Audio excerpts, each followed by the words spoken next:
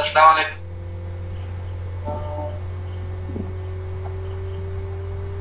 আসসালামু আলাইকুম স্যার।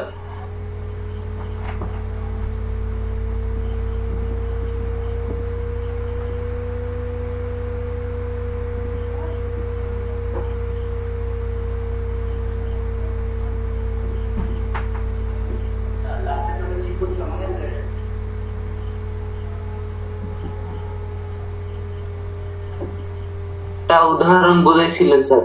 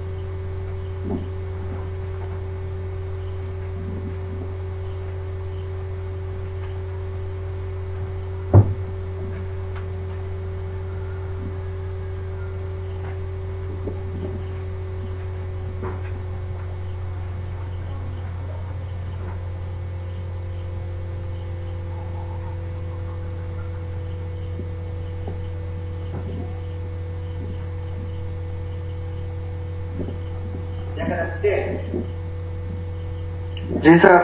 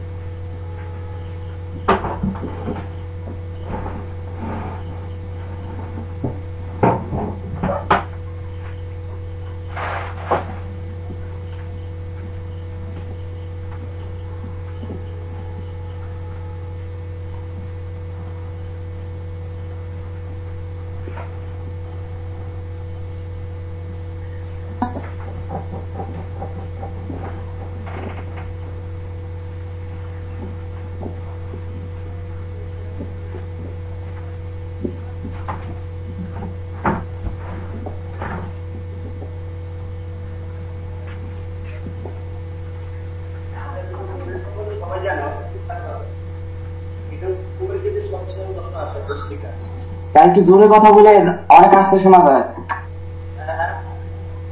একটু জোরে কথা বলেন, অনেক আস্তে শোনা যায়।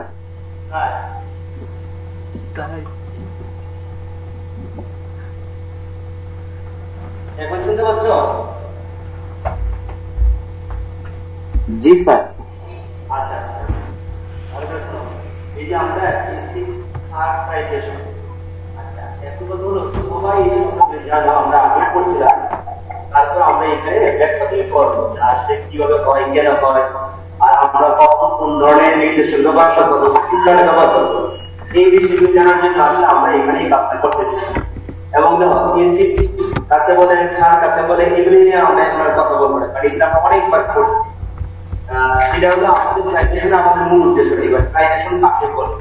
আর ট্রাইটেশন হলো আমরা হয়তো লিখ যে একটি প্রমাণ দ্রবণের সাপেক্ষে একটি অজানা দ্রবণের ঘনমাত্রা নির্ণয়ের প্রক্রিয়া, একটি জানা দ্রবণের সাপেক্ষে একটি অজানা দ্রবণের ঘনমাত্রা নির্ণয়ের প্রক্রিয়াকে আমরা ট্রাইটেশন বলি। যদি আমরা এই যে কথা বলি সহজ ভাষা, কিন্তু এটা আসলে উপযুক্ত কথা না, বা এটা আমাদের একুরেট কথা না। এখন দেখো আমরা এখানে এসি দিলাম, HCl,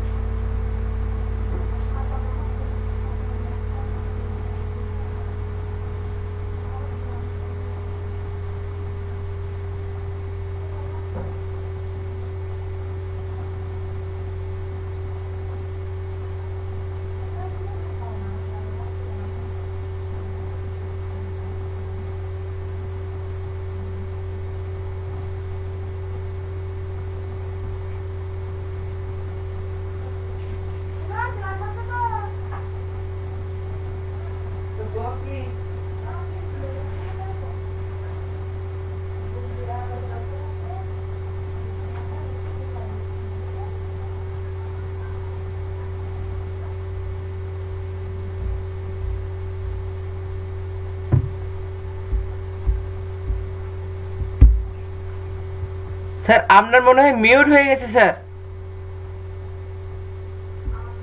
স্যার আপনার মনে হয় মিউট হয়ে গেছে স্যার, কিছুই তো শোনা যাচ্ছে না।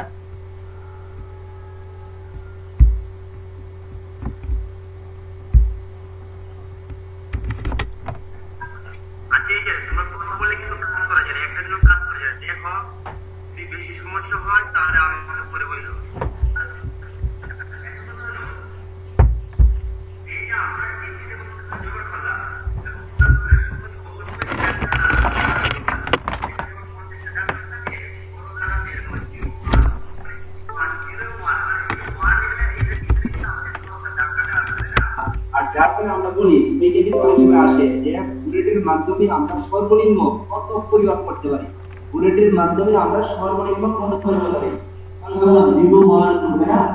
এই যে 1 ml এর পার্টিকেলের মাঝখানে আমার 10টা দাগ আছে, তো 1 ml এর মাঝখানে আমার 10টা দাগ থাকে, 10 ভাগের 1 মিলিমিটার, আমরা বলি এটা 0.1 মিলিমিটার পর্যন্ত আমরা পরিমাপ করতে পারি। সূক্ষ্মভাবে আমরা 0.1 মিলিমিটার পরিমাপ করতে পারি।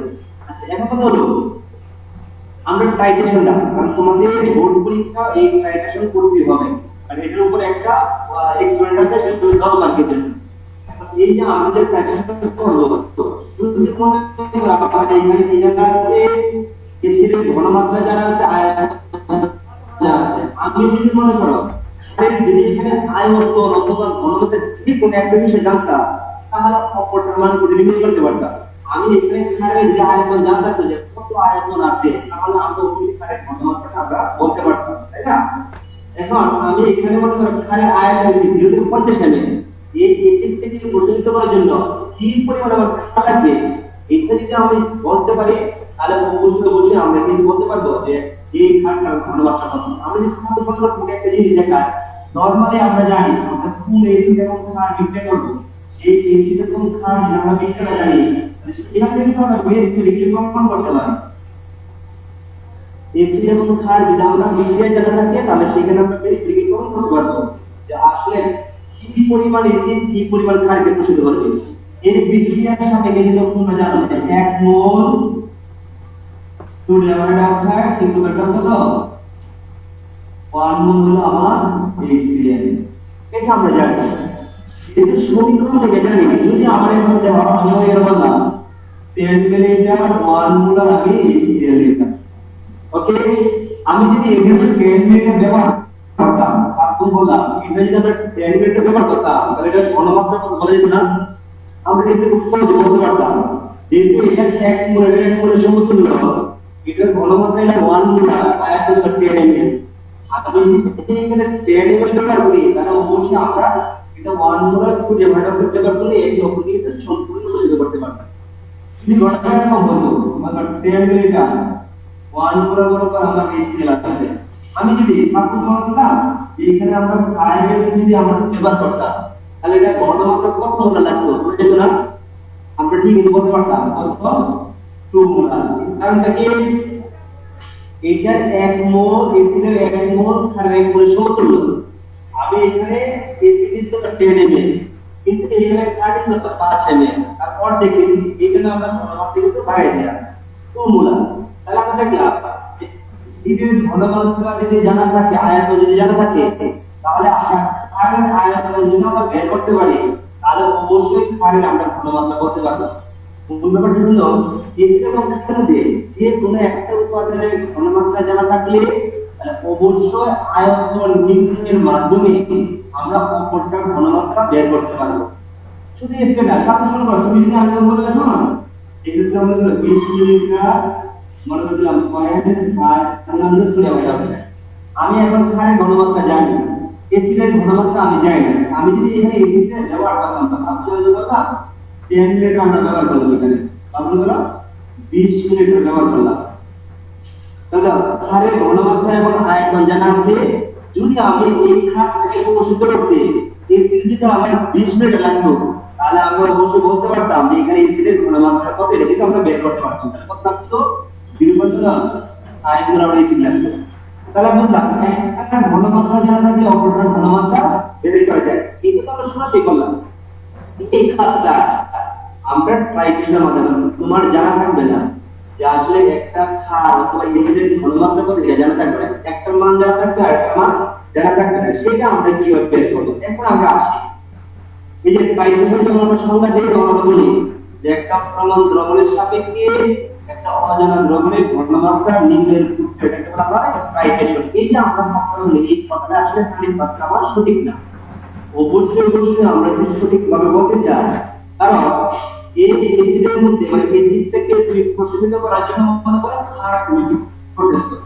হ্যাঁ, এসিডের মধ্যে যদি আমরা ক্ষার যোগ করি তাহলে অবশ্যই এসিডের ঘনমাত্রাটা ক্ষার দ্বারা প্রতিষ্ঠিত হবে ঠিকই, কিন্তু বিক্রিয়াটা কোথায় শেষ হবে এই কথা কিন্তু তুমি এখান থেকে বলতে পারবে না। এসিডের মধ্যে যদি আমরা ক্ষার যোগ করি, ক্ষার যোগ করলে অবশ্যই এসিডের ঘনমাত্রাটা ক্ষার দ্বারা প্রতিষ্ঠিত হবে ঠিকই, কিন্তু বিক্রিয়াটা কোথায় এসে শেষ হচ্ছে এই কথা আমরা বলতে পারবো না। আর এই বিক্রিয়াটার শেষ বিন্দু জানার জন্য আমাদের যে উপাদানটা ব্যবহার করতে হবে সেটাকে বলা হয় নির্দেশক। আর আমরা বলতে পারবো যে বিক্রিয়াটা কোথায় শেষ হয়েছে, কারণ তুমি এই এসিডের মধ্যে যদি আমরা কাজ করি যোগ করতে হবে না, এসিড প্রস্তুত আছে বা টোটালি প্রস্তুত হয়ে গেছে, তুমি আরো যোগ করবা কিন্তু বিক্রিয়া শেষ হচ্ছে এই কথা আমাদের নির্ধারণ করা যাবে না। সাধারণ কাজ করবা তাও কোনো লাভ নাই। এজন্য আমরা যে কাজটা করি অবশ্যই এসিড এবং ক্ষার যখন প্রেশন করে শুকায় না তার ভিতরে যখন প্রেশন করি তখন আমরা অবশ্যই বিক্রিয়ার শেষ বিন্দু জানার জন্য আমাকে নির্দেশক ব্যবহার করতে হবে। আর নির্দেশকটাই বিক্রিয়ার শেষ বিন্দুকে বলে দিবে যে বিক্রিয়াটা কোথায় শেষ হচ্ছে। এখন এই যে আমরা এসিড এবং ক্ষার যখন আমরা বিক্রিয়া করি এখন নির্দেশক, এখন কত প্রশ্ন নির্দেশক জিনিসটা কি? নির্দেশক যে উপাদানগুলি আছে এরা হলো দুর্বল জৈব এসিড না হয় দুর্বল জৈব ক্ষার। আমরা নির্দেশক যে উপাদানগুলি ব্যবহার করি এরা হলো মূলত দুর্বল জৈব এসিড না হয় দুর্বল জৈব ক্ষার। আচ্ছা, আরেকটা ব্যাপার হলো এই যে আমরা বললাম দুর্বল জৈব এসিড এবং দুর্বল জৈব ক্ষার যে উপাদানগুলি আছে এরা অবিজিত অবস্থায় যে ধরনের বর্ণ অবস্থায় থাকে, অবিজিত অবস্থায় যে ধরনের কালার থাকে, বিজিত অবস্থায় কিন্তু সেই ধরনের কালার থাকে না, অবশ্যই তাদের মধ্যে পরিবর্তন হয়। বিজিত অবস্থায় তারা যে কালারগুলি প্রদর্শন করে অবিজিত অবস্থায় কিন্তু সেই ধরনের কালার প্রদর্শন করে না, অবশ্যই ভিন্ন ধরনের। এই জন্য আমরা এই এসিড এবং ক্ষার বিক্রিয়া করার সময় সবসময় আমরা সব ধরনের নির্দেশক ব্যবহার করতে পারবো না। আমি কোন ধরনের এসিড এবং কোন ধরনের ক্ষার ব্যবহার করবো তার উপরে নির্ভর করে আসলে আমি কোন ধরনের নির্দেশক ব্যবহার করতে পারবো। এই জন্য এখন সংজ্ঞা আমি বলি তারপর আমরা টোটালি ব্যাখ্যা করতেছি।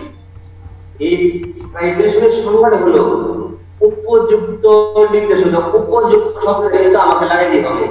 উপযুক্ত নির্দেশকের উপস্থিতিতে একটি প্রবল দ্রবণের সাহায্যে আয়তনের মান নির্ণয় করে, মানে অজানা দ্রবণ যেটা আছে অজানা দ্রবণের আয়তনের মান নির্ণয় করে, তাহলে অজানা দ্রবণের ঘনমাত্রা নির্ণয়ের প্রক্রিয়াটাকে বলা হয় টাইট্রেশন।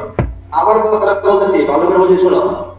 উপযুক্ত নির্দেশকের উপস্থিতি উপযুক্ত এই সংখ্যাটা অবশ্যই আমার তৈরি করতে হবে। উপযুক্ত নির্দেশকের উপস্থিতিতে উপযুক্ত কেন আমরা উপযুক্ত শব্দ ব্যবহার করলাম? কারণ হলো এই এসিড টাইট্রেশনে সবসময় সব ধরনের নির্দেশক ব্যবহার করা যাবে না। আমি কোন ধরনের এসিড কোন ধরনের ক্ষার ব্যবহার করব তার উপরে নির্ভর করে আমার কার্যকর। সকল এসিড ক্ষারের মধ্যে সকল নির্দেশক কার্যকর না, কারণ আমি যদি এসিড এবং ক্ষারটা ব্যবহার করি সেখান থেকে আমরা দেখতে পারবো কারণ পিএইচ এর রেঞ্জের পরিবর্তনটা কোন জায়গায় হবে। পিএইচ এর রেঞ্জের পরিবর্তনের উপর নির্ভর করবে যে আমি কোন ধরনের এসিড কোন ধরনের নির্দেশক আমরা ব্যবহার করব। আমরা এটা বিষয় দেখা এখানে তাহলে আমরা আরো ক্লিয়ারলি বুঝতে পারবো।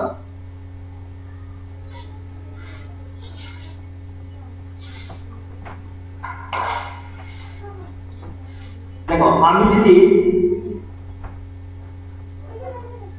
শক্তিশালী এসিড আর যদি শক্তিশালী ক্ষার এটার মনে করো আমরা শক্তিশালী ক্ষার ব্যবহার করলাম,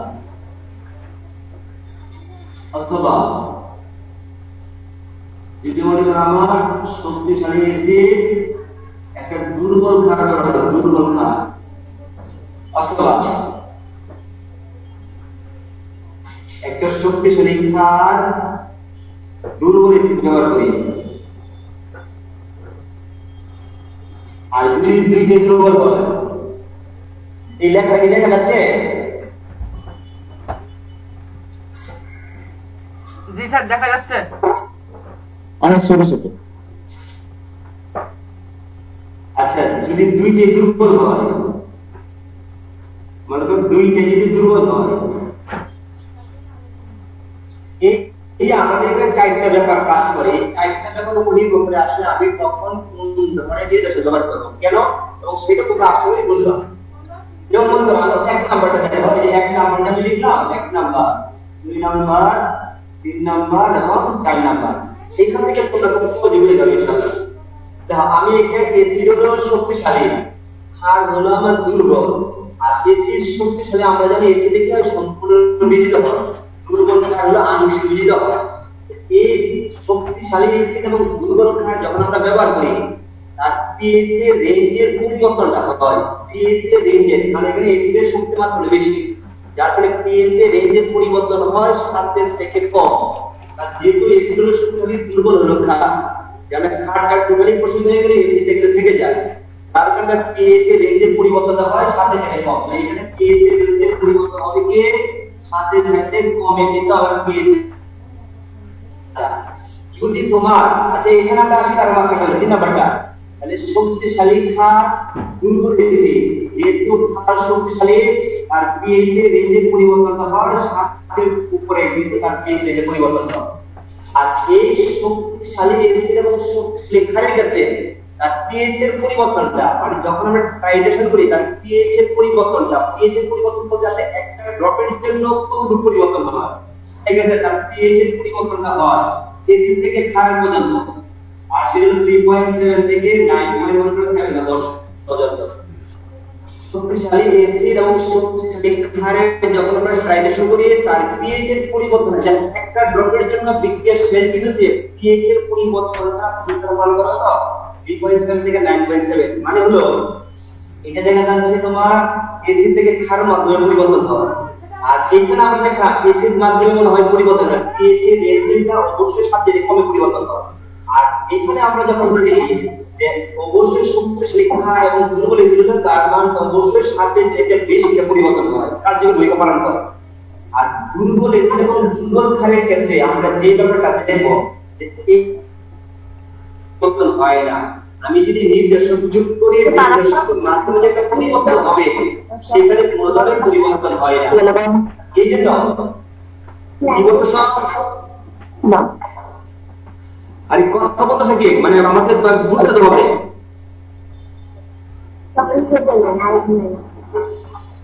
কি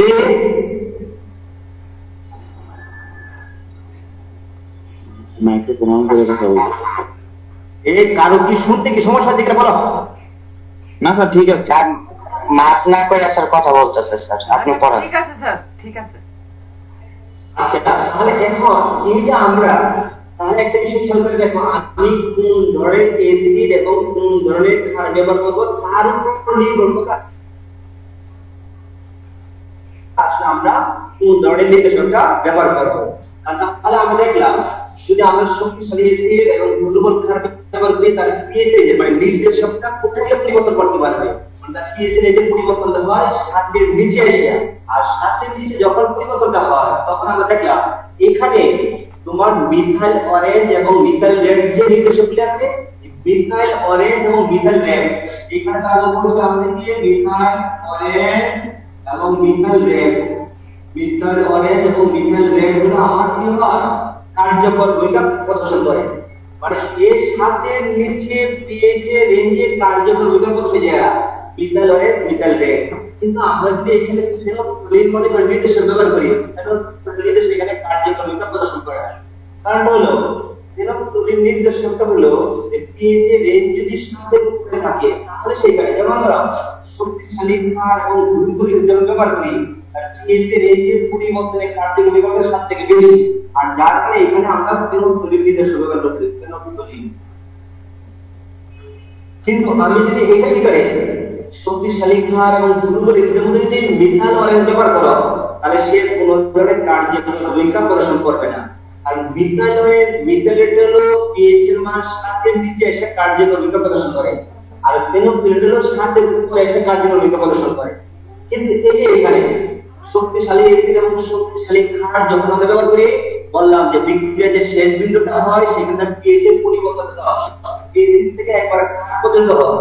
আর এই জন্য আমরা এখানে সকল ধরনের শক্তিশালী এসিড এবং শক্তিশালী ক্ষারের ক্ষেত্রে আমরা সকল ধরনের মানে যে কোনো ধরনের নির্দেশক আমরা ব্যবহার করব, এই উদাহরণে সকল ধরনের নির্দেশক এখানে ব্যবহার করা যাবে। কারণ হলো এসিড থেকে ক্ষার পর্যন্ত হলো কার্যকরী প্রদর্শন করে। এই দুর্বল এসিড এবং দুর্বল ক্ষারে এসিড এবং ক্ষার বিক্রিয়া করে একভাবে পড়তে পারে, কিন্তু এখানে যদি আমরা নির্দেশক ব্যবহার করি কারণ নির্দেশক নিজেও কিন্তু দুর্বল, আর নির্দেশক নিজেও দুর্বল হওয়ার কারণে এইখানে আমাদের কোনো ধরনের ভূমিকা পালন করে নির্দেশক, আর pH এর কোনো পরিবর্তনে সে কোনো ধরনের ভূমিকা পালন করে না। আর এই জন্য দুর্বল এসিড এবং দুর্বল ক্ষারের ক্ষেত্রে কোনো ধরনের নির্দেশক ব্যবহার করা যায় না। এখন আমরা এই কথাগুলো আগে বললাম, এইখানে বললাম এই যে আমরা টাইট্রেশন করি, টাইট্রেশন করার সময় তোমাকে কোন ধরনের এসিড এবং কোন ধরনের ক্ষার থাকবে তার উপরে নির্ভর করবে আমি কোন ধরনের নির্দেশক ব্যবহার করব। এই জন্য আমরা সবটা বলছিলাম উপযুক্ত নির্দেশকের উপস্থিতিতে একটি প্রমাণ দ্রবণের সাহায্যে অজানা দ্রবণের আয়তন নির্ণয়ের মাধ্যমে ওই অজানা দ্রবণের ঘনমাত্রা নির্ণয়ের প্রক্রিয়াটাকে বলা হয় টাইট্রেশন। তাহলে এখানে আমরা কি দেখে দাও এসিডাই বলতে একটা শক্তিশালী এসিড, এটা ঘনমাত্রা আমরা করে জানা আছে, আর আমি আপনাদের বলেছি একটা শক্তিশালী ক্ষার। তাহলে আমরা এখানে নিশ্চিত বললাম যে এখানে আমি যে কোনো ধরনের নির্দেশক ব্যবহার করতে পারবো, আর যেহেতু আমি শক্তিশালী এসিড শক্তিশালী ক্ষার ব্যবহার করলাম এই জন্য এখানে যে কোনো ধরনের নির্দেশক কার্যকরী ভূমিকা পালন করবে। এখন তোমার ইচ্ছা মতো মিথাইল অরেঞ্জ, মিথাইল রেড, ফেনোক্সিলেট, তারপরে যে কোনো ধরনের নির্দেশক আমরা এখানে দিলাম। এখানে বললাম আমরা ফেনোক্সিলেট নির্দেশক ব্যবহার করলাম, ফেনোক্সিলেট। যদি আমি এই নির্দেশক ব্যবহার না করে এসিডের মধ্যে মনে করো আমরা ব্রেড থেকে ক্ষার যোগ করব, এটা কিন্তু হচ্ছে মানে এসিডটা এমন সময় হবে একটা সময় প্রস্তুত হয়ে গেছে কিন্তু তুমি বুঝতে পারবে না আসলে বিক্রিয়াটা কোথায় শেষ হচ্ছে, এটা তুমি বুঝতে পারবে না। কিন্তু এই নির্দেশক হলো বিক্রিয়ার শেষ বিন্দু বা প্রশমন বিন্দু বা শেষের বিন্দুটা অবশ্যই নির্ধারণ করতে হবে, এইখানে এসে বিক্রিয়াটা শেষ হয়েছে। এখন বললো ফেনোক্সিলেট হলো দুর্বল যৌগ এসিড, ফেনোক্সিলেট হলো দুর্বল, ফেনোক্সিলেটের যৌগটা হলো দুর্বল যৌগ এসিড, ফেনোক্সিলেট হলো দুর্বল যৌগ এসিড। আর এই যে দুর্বল যৌগ এসিড এটা হলো একটা শক্তিশালী এসিড। এই দুর্বল এসিডটা যখন শক্তিশালী এসিডের মধ্যে আসে সে সাধারণত মিলিত হয় না, আর যার কারণে এসিড মাধ্যমে ফেনোক্সিলেট নির্দেশক হলো বর্ণহীন অবস্থায় থাকে, এসিড মাধ্যমে ফেনোক্সিলেট কি থাকে বর্ণহীন অবস্থায় থাকে, কোনো ধরনের কালার প্রদর্শন করে না। এখন আমরা এই যে ব্রেড থেকে যখন আমরা কাজ শুরু করব অবশ্যই ব্রেডের রিডিংটা আগে আমাদের দেখতে হবে। ব্রেডের রিডিংটা সাপোজ মনে করো ব্রেডের রিডিংটা মনে করো দেখার পূর্বে আমাদের যে কাজটা করতে হবে এই ব্যাপারটা কিন্তু অবশ্যই আমাদের জানতে হবে। এই যে ব্রেডে এখানে একটা স্টপ কর্ক আছে না, এই যে স্টপ কর্কের নিচে যে একটা ফাঁকা স্থান আছে অবশ্যই ব্রেডটা ব্যবহার করার পূর্বে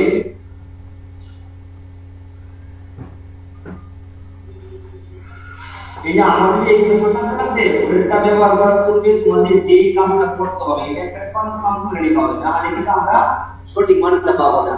এই যে আমি যে এখানে স্যাম্পল এই যে স্টপ কর্কটা যখন বন্ধ থাকে এই নিচে একটা ফাঁকা স্থান আছে, এই স্টপ কর্কটা খুলে আলাদাভাবে আমরা একটা বিকার নিব, বিকার নেওয়া এই স্টপ কর্কটা মনে করো সাপোজ তুমি এখানে 0 থেকে আমার ছিল 1 2 3 এরকম ভাবে আমরা 50 পর্যন্ত ছিল। এই স্টপ কর্কটা খুলে নিচে যে আমার ফাঁকা স্থান আছে এই ফাঁকা স্থান আগে পূরণ করতে হবে, আর নিচের ফাঁকা স্থানটা আমরা হিসাব করতে পারি না। কারণ হলো যখন তুমি এই গ্রেড থেকে উপাদান যোগ করলে এটা শর্টকাটটা বন্ধ করবা। সাপোজ মনে করো এখানে আমার এখানে একটা উপাদান আছে, এই ঠিকানাটা হলো আমার মনে করো ফাঁকা, আমার উপাদান আমার এই পর্যন্ত আছে। এখন মনে করো এখানটা এখানে স্ট্রাকচারটা খোলার পর মনে এই যে আমার এখানে এসে যোগ হয়ে যাচ্ছে, মনে করো এখানে এসে যোগ করতে আছে, যোগ করলে যে এখানে মনে করো আমার কম যাচ্ছে, সাপোজ মনে করো কম। এখন এইখানে যেমন কম যাচ্ছে মনে করো সাপোজ মনে করো তোমার 2 লেভেল পর্যন্ত আসলো, শুরু থেকে শুরু করে আমরা তো 2 লেভেল যোগ করলাম। ওকে, এই যে 2 লেভেল কিন্তু গ্রেড থেকে বের হয়ে গেছে। বের হয়েছে ঠিকই, এই শর্টকাটটা যখন বন্ধ করবা, এই যে এখানে যে আমার 2 ml বের হয়েছে, যে কিছু অংশ কিন্তু যখন শর্টকাটটা বন্ধ করবা, যে কিছু অংশ কিন্তু এখানে আবার চলে যাবে। কিন্তু আমাদের বুলেট থেকে কিন্তু 2 ml নির্গত হয়েছে। আমরা ভাবতেছি মনে হয় যে বিকারে বা কলিকের ফ্লাক্সে যুক্ত হয়েছে, কিন্তু টোটালটা কিন্তু যুক্ত হয় না। কেন যুক্ত হয় না? কারণ এই স্থানটা ফাঁকা ছিল। যখন ওইখান থেকে বের হয়ে আসলো, শর্টকাটটা যখন বন্ধ করলাম, এই কিছু অংশ কিন্তু এখানে আমার ধারণ করছে। তখন আমি কিন্তু কনফার্মলি বলতে পারবো না যে এখানে আমার কতটুকু ধারণ করছে, কিন্তু তুমি উপরে বলাই যে আমি 2 ml যুক্ত করছি, আসলে আমি টোটালটা এই কলিকের ফ্লাক্স বিকারে কিন্তু 2 ml আসে না। এই জন্য কাজ করার পূর্বে আমি যখন বিক্রিয়া স্টার্ট করব, মানে টাইটেশনটা শুরু করব, তখন কাজ হলো এই শর্টকাটটা খুলে এই নিচের স্থানটা আগে ফিল আপ করতে হবে। নিচের স্থান ফিল আপ করে, এই নিচের স্থানটা ফিল আপ করে তারপর আমরা বেড়ে যাই। যখন তো 2 ml পর্যন্ত আমি শুরু করতেছি, এখন আমার ঠিক আছে, আমি নিচের স্থানটা পূরণ করব। আর এই যে আমরা বিক্রিয়া যখন 2 ml ঢালা ফেলে ফেলে সমস্যা নাই, এইটা ঠিক করে তারপর আমরা কাজটা শুরু করব। সাপোজ কথা তাহলে আমরা 2 লেভেল থেকে আমি মনে শুরু করলাম, কোনো সমস্যা নেই। 2 লেভেল পাস হতে গিয়ে আমার স্টার্টিং পয়েন্ট হলো 2 লেভেল থেকে, না? আর নিচের দিকে দিকে কোন আছে, ওটা যে নিচের দিকে আছে জানা কোন কি আছে। এখন হলো আমরা কাজ শুরু করব। তাহলে আমরা দেখলাম স্টার্টিং পয়েন্টটা কত, প্রাথমিক এটা অবশ্যই একটা জায়গায় নোট করে রাখলাম। আমি 2 লেভেল থেকে শুরু করলাম, 2 লেভেল থেকে আমি শুরু করলাম। ওকে, আচ্ছা 2 লেভেল থেকে শুরু করে এখন আমরা এটা দিলাম। এখন এই যে এসিডের মধ্যে যে আমরা ফিলপ তুলে দিয়েছিলাম, কারণটা কিছুটা বর্ণহীন। আমি যখন এই শর্টকাটটা খুলবো, খোলার পরে যে বুলেট থেকে খার এসে যখন আমার মলিকিউল ফ্লাক্সে যুক্ত হচ্ছে, তাহলে দ্রবণে চলামাকে এসিড, এসিড মানে কি হাইড্রোজেন আয়ন, তাই না? আমি যখন আর যোগ করব, দেখবা যদি খেয়াল করো যে এখানে তোমার যে ড্রপটা পড়তেছে, সেখানে দেখবা একটা আস্তে আস্তে গোলাপি কালার আস্তে আস্তে হয়তো হয়ে গেছে। এই থেকে আমরা শুরু করলাম, মনে করো 30 বা মনে করো 5 ml বা 7 ml তুমি যোগ করছো, এর উপর আমি যোগ করলাম, মনে করো তারপর তুমি দেখবা এখানে হয়তো দেখো গোলাপি কালার আছে। আমি যদি একটু সেকেন্ড করি, সেকেন্ড করে দেখবা যে গোলাপি কালারটা উধাও হয়ে গেছে। আর তো আমি বুঝলাম যখন আমি যে 7 ml এবং 2 থেকে 10 8 ml যোগ করার পর দেখলাম কালার প্রথমে যে কালারটা আসছে, কিন্তু আমি একটু সেকেন্ড করলে বা একটু ঝাঁকুনি দিয়ে দেখা গেছে কালারটা হয়ে গেছে। আমি বুঝলাম না এই মতো আমার টেস্টটা টোটালি পরিচিত হয় না। আচ্ছা এবার আমরা আমি যোগ করতেছি, যোগ করার পর দেখো জাস্ট একটা ড্রপের জন্য, একটা ড্রপ, বেশি ড্রপ না, একটা ড্রপে 10 ভাগে 20 ভাগে 1 ভাগ যদি করে, তখন এই যে বর্ণহীন কালারটা তোমার গোলাপি কালার হয়ে যাবে। একটা ড্রপের জন্য গোলাপি বর্ণ ধারণ করবে, একটা ড্রপের জন্য টোটালি আমার যখন গোলাপি বর্ণ ধারণ করবে, তখনই যে বুঝবা যে হ্যাঁ আমার যে এসিড ছিল, এই এসিডটা আসলে ঘটনাটা ঘটে যে আমার যে এসিডটা আছে, এই এসিডটা বুলেটে যে আমার ক্ষার আছে, এই ক্ষার গেলে প্রথমে এসিডকে টোটালি প্রচলিত করে। যখন টোটালি এসিডটা প্রচলিত হয়ে যায় ক্ষার দ্বারা, এই ক্ষারের একটা ড্রপে 20 ভাগের 1 অংশ যদি এখানে বেশি থাকে, মানে পরে ক্ষারের মাত্রা, মানে ক্ষারের মাত্রা যখন একটা ড্রপে 20 ভাগের 1 অংশ যদি বেশি হয়, তখন এসে হলে গোলাপি বর্ণটা ধারণ করে। তখন আমরা বুঝি যে হ্যাঁ গোলাপি বর্ণ ধারণ করে কখন, ক্ষার মাধ্যমে এই ফেনোলিনটা বীজ হয়ে গোলাপি বর্ণ ধারণ করে। আর তখনই আমরা বুঝতে পারবো যে বিক্রিয়াটা এখানে আমার শেষ হয়েছে। আর যখনই একটা ড্রপের জন্য আমার মনে করো পরিবর্তনটা হয়ে গেল, এই যে একটা ড্রপের জন্য যখন আমার গোলাপি কালার চলে আসলো, তখনই কিন্তু আমরা এখানে শর্টকাটটা বন্ধ করে দেব। বন্ধ করার পর সাপোজ মনে করো তুমি এখানে যে যুক্ত করা এই কাটটা হয়তো এখানে 17.9 এর পর্যন্ত আসছে। আমি যে এখানে যোগ করলাম যে একটা ড্রপের জন্য যখনই আমার টোটাল কালারটা পরিবর্তন হয়ে যাবে, বর্ণহীন থেকে গোলাপি বর্ণ ধারণ করবে, দেন তখনই বলতো ভিডিওটা আমার শেষ হয়েছে।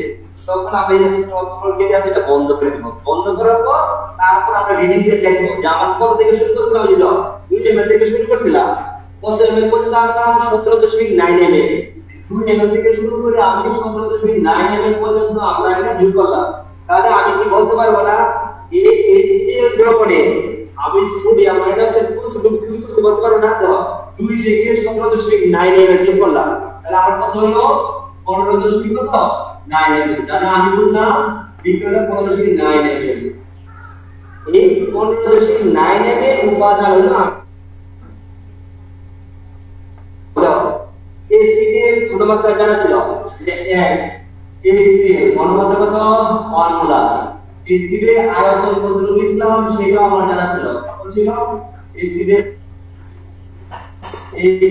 কত 10 ml আমরা শুরু করছিলাম এই বিক্রিয়া শেষ করার জন্য এসিডটাকে টোটালি পরিচিত করার জন্য এই যে আমার অজানা দ্রবণের যে ঘনমাত্রা জানি না আমি সোডিয়াম হাইড্রোক্সাইড কথা নিয়েছিলাম সেটা আমি কত এখন যোগ করছি ওই 15.9 ml তাহলে ভলিউম এটা আমি জানতাম না এই যে অজানা দ্রবণের আয়তন হলো 15.9 মিলিলিটার এই এসিডের মধ্যে বুড়ির দিকে আমরা 15.9 ml যোগ করলে বিক্রিয়াটা শেষ হচ্ছে মানে ক্লোরিন পণ্য চলে আসলো আমি জেনে গেলাম সোডিয়াম হাইড্রোক্সাইড কত যোগ করছি 15.9 তাহলে সোডিয়াম হাইড্রোক্সাইডের আমরা ঘনমাত্রা জানি না বাট এই যে আমরা কথা বলতে হবে প্রমাণ দ্রবণের সাপেক্ষে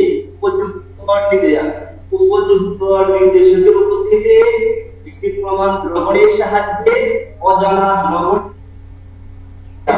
এই যে অজানা দ্রবণের আয়তন আগে নির্ণয় করব আর অজানা দ্রবণের আয়তন যদি আমরা নির্ণয় করতে পারি তখন অবশ্যই আমরা কি করব এই জানা দ্রবণের ঘনমাত্রা কিন্তু আমরা এখন নির্ণয় করতে পারবো কারণ দেখো এসিডের ঘনমাত্রা জানা আছে আয়তন জানা আছে আবার কি আছে ভলিউম সোডিয়াম হাইড্রোক্সাইড আমরা পাই গেলাম তাহলে অবশ্যই আমরা স্ট্যান্ডার্ড অফ সোডিয়াম হাইড্রোক্সাইড বের করতে পারবো আর সমীকরণ আমরা জানি যে সোডিয়াম হাইড্রোক্সাইড এসিড বিক্রিয়া করে কত হয় তাহলে আমরা জানি সোডিয়াম ক্লোরাইড প্লাস পানি 1 মোল 1 মোল বিক্রিয়া করতে আমরা লিখব NaCl and সোডিয়াম হাইড্রোক্সাইড সমান কত 1/1 আর NaCl মানে কত জানো SaCl BeCl তাহলে আমরা এখান থেকে লিখতে পারবো S sodium hydroxide B sodium hydroxide সমান 1 কত 1 আমার দরকার হলো সোডিয়াম হাইড্রোক্সাইডের ঘনমাত্রা তাহলে S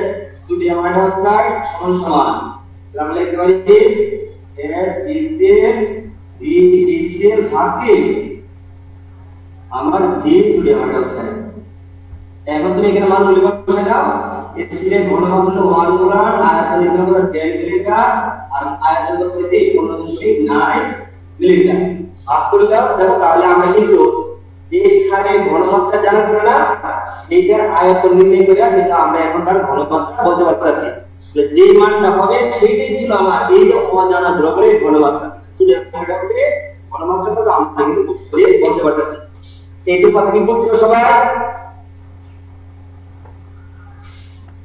এই কথাটা কি বুঝছো জি স্যার আচ্ছা যদি ব্যাপারটা বুঝো তাহলে আমরা আরেকটা কাজ করি তাহলে হয়তো আরেকটা লেভেলে কাজটা দেখেন এই যে মনে করো আমরা এইখানে কি দিলাম এসিড মাধ্যমে ফেনোক্লোরিনটা কি ছিল বর্ণহীন তাই না তাহলে এই আমরা যখন ওয়েট থেকে কাজ করছি প্রথমে কিন্তু দ্রবণে এসিডের সাথে এই এসিডের ঘনমাত্রাটা প্রথমে ক্ষার দ্বারা সম্পূর্ণ পরিবর্তিত হয় তখন সম্পূর্ণ পরিবর্তিত হয়ে যায়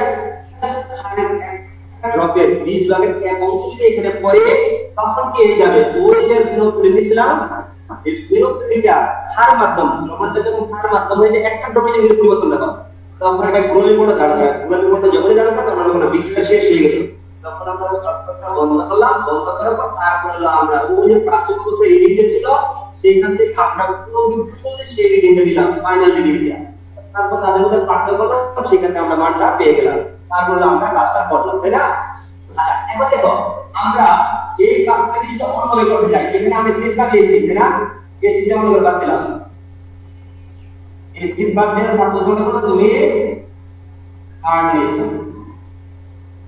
এসিড বাদ দিয়ে আমরা এখানে আর নিলাম আমরা টোটালি উল্টাই দিই যদি উল্টাই দিই সাপোজ মনে করো তুমি এখানে 10 মিলিলিটার মনে করো কি সোডিয়াম হাইড্রোক্সাইড স্যার এই ক্লাসটা ল্যাবে নিতেন কোনটা এই ক্লাসটা ল্যাবে করাইতেন আমরা দেখতাম ভিডিওতে হ্যাঁ ল্যাবে করে দিতে হয় এটা করে ল্যাবে করে দিতে ল্যাবে স্যার মঙ্গলবারে না সোমবারে ক্লাস আছে ওই দিন যদি করাইতেন আচ্ছা এই যে বুঝতে কি সমস্যা হচ্ছে কি এটা বলো স্যার ল্যাবে করলে বেশি ভালো হতো ও ল্যাবে দেখালে স্যার প্র্যাকটিক্যালি দেখালে খুব ভালো হতো আচ্ছা এটা তো আগে কথা এখন বললা কেন স্যার তাহলে সোমবারে যদি করা নেই নেক্সট টাইম আচ্ছা সমস্যা নাই আমরা চিন্তা জানি আগামী ল্যাবে আমরা 10 মিনিটের মধ্যে কাজটা দেখাবো যে কিভাবে হয় সেটা আমরা দেখাবো সমস্যা নাই ল্যাব থেকে দেখো জি স্যার জি স্যার আমরা কিভাবে করবো স্যার স্যার আপনি দেখাবেন করে স্যার করে দেখাবো স্যার আমরা কিভাবে করব আমাদের কাছে তো বুলেট টুলেট নেই ল্যাবে তো যাইতে পারবো না তুমি আসলে দেখবা বিষয়টা কিরকম মানে করলে কিভাবে দেখা যায় দেখা তো ইউটিউবে যায় ইউটিউবে তো দেখা যায় এখন ভাই তুই ইউটিউব থেকে আমরা স্যারের কাছে দেখবো চুপ কর চুপ থাক না স্যার বলতে দেখ এটা তো আমরা প্র্যাকটিক্যাল জন্য করতে হবে এটা কনফার্ম সবাই করবা এটা সমস্যা নাই সবাই করতে হবে জি স্যার এটা তো আমাকে প্র্যাকটিক্যাল করতে হবে এটা কনফার্ম ওটা যে সমস্যা নেই ওটা আমরা বাস্তব দেখাবো সমস্যা নাই এখন দেখো যে প্যারামিটারটা তুমি ওটা হচ্ছে কোনো তো 1 ধরে আমরা চলে নিলাম দেখো আর এইখানে যদি আমরা মনে ধরো এই যে আমরা ধরবো ঠিক না এখন এই যে দাও কনিক্যাল ফ্রাকশন নিলাম আমরা খা এটা ঘনমাত্রা জানা আছে মানে আয়তন জানা আছে আয়তন যদি জানা থাকে তাহলে অবশ্যই মনে করো আমরা এই মধ্যে সিনোতুলি ইন্ডিকেটর দিলাম দেখো এখানে ভিতরে যদি আমরা সিনোতুলি ইন্ডিকেটর দিই এটা হলো একটা রেখা সিনোতুলি ইন্ডিকেটর দুর্বল জেনেছি এই খাতের মধ্যে সিনোতুলি যখন দিব তখন অবশ্যই আমরা এখানে কালার দেব কি কালার দেব গোলাপি বর্ণ আচ্ছা আমরা বুঝলাম সিনোতুলি ইন্ডিকেটরটা মানে নির্দেশকটা তার মাধ্যমে গোলাপি বর্ণ ধারণ করে প্রথমে এখানে আমার গোলাপি কালার আছে এখন এখানে আমরা মনে করে শুরু করলাম মূল চোখের নিচেরটা এই যে বুলেটের যে নিচের অংশটা এটা অবশ্যই কিন্তু আমার পুরো কাজ করতে প্রথম কাজ হলো নিচের অংশটা পূরণ করব আলাদাভাবে নিয়ে তারপর আমরা দেখব রিডিংটা সাধারণত রিডিংটা হয়তো 1 এর থেকে শুরু করলাম এখন মনে আমি রিডিংটা মনে করব 1 এর থেকে আমার আছে এই পর্যন্ত আমি কোনটা 1 এর থেকে ঠিক আছে ইনিশিয়াল রিডিং আমি একটা 1 লিটার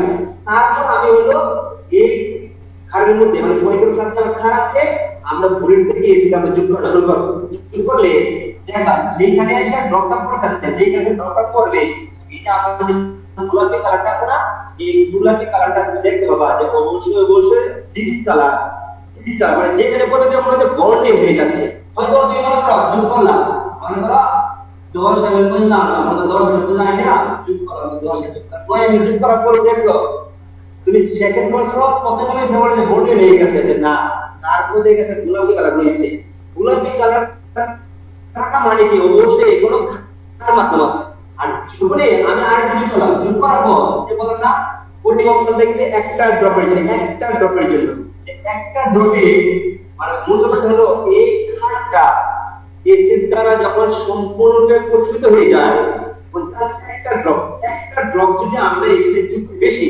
একটা ড্রপের জন্য এই যে গোলাপি কালারটা এই গোলাপি কালারটা তখন কি যাবে বর্ণহীন হয়ে যাবে গোলাপি কালার থাকবে না বর্ণহীন এই বর্ণহীন কেন হলো একটা ড্রপের অ্যাসিড মাত্রা যখন বেশি হয় কারণ আমরা জানি অ্যাসিড মাধ্যমে সিনোতুলিনে কিভাবে বর্ণ প্রদান করে বর্ণহীন আর তখন আমরা বুঝতে পারবো যে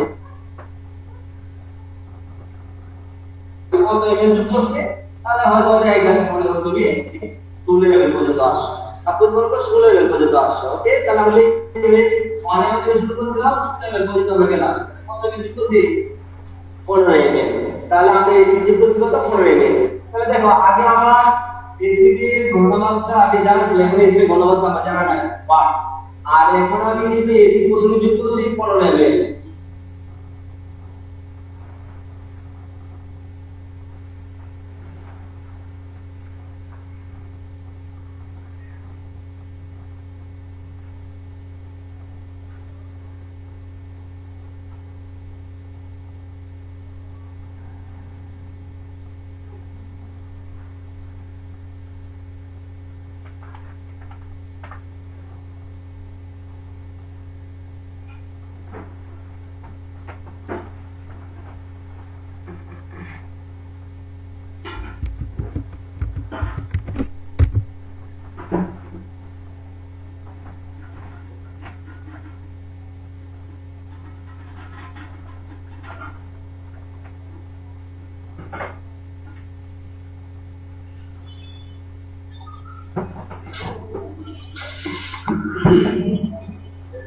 মারুফা শুনতে পাচ্ছ মারুফা মারুফা কি শুনতে পাচ্ছ মারুফা? জি স্যার শুনতে পাচ্ছি। আচ্ছা জি স্যার শুনতে পাচ্ছি। মারুফা কি তুমি সাভারে নাকি বাড়িতে? স্যার সাভারে। সাভারে আসছো? জি। ও আচ্ছা আচ্ছা।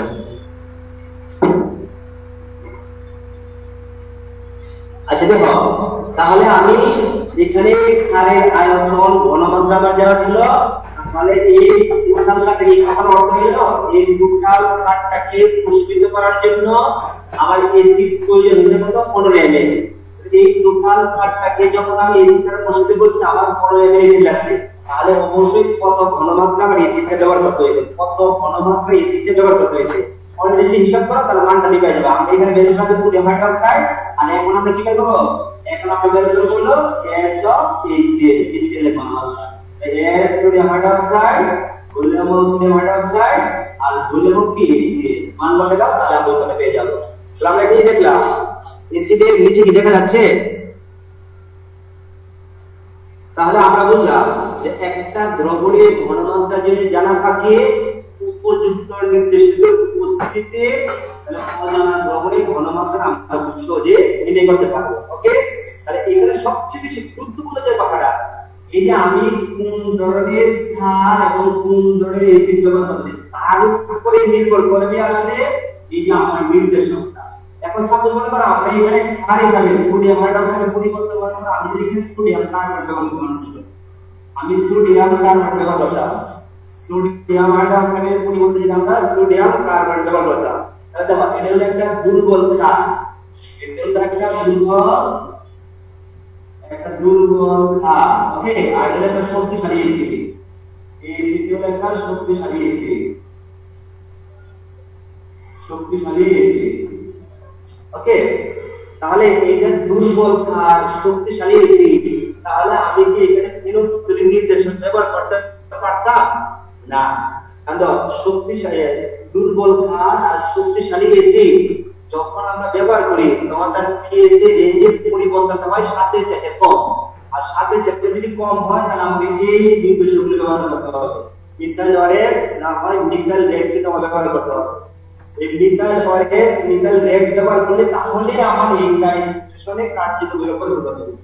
তুমি যদি এখানে ফেনোলিক নির্দেশক ব্যবহার করো তাহলে কিন্তু বিক্রিয়ার শেষ বিন্দু কিন্তু তুমি জানতে পারবে না। এই জন্য আমাকে অবশ্যই প্রথম আমাদের যে কাজটা, যে আমি কোন ধরনের ক্ষার কোন ধরনের এসিড ব্যবহার করতেছি এটা অবশ্যই আমাকে খেয়াল রাখতে হবে, আর তার উপরে নির্ভর করবে আমি আসলে এখানে কোন ধরনের নির্দেশক তার জন্য উপযুক্ত, আর এসিড ক্ষারের উপর নির্ভর করবে আমার কোন ধরনের নির্দেশক ব্যবহার করা যাবে।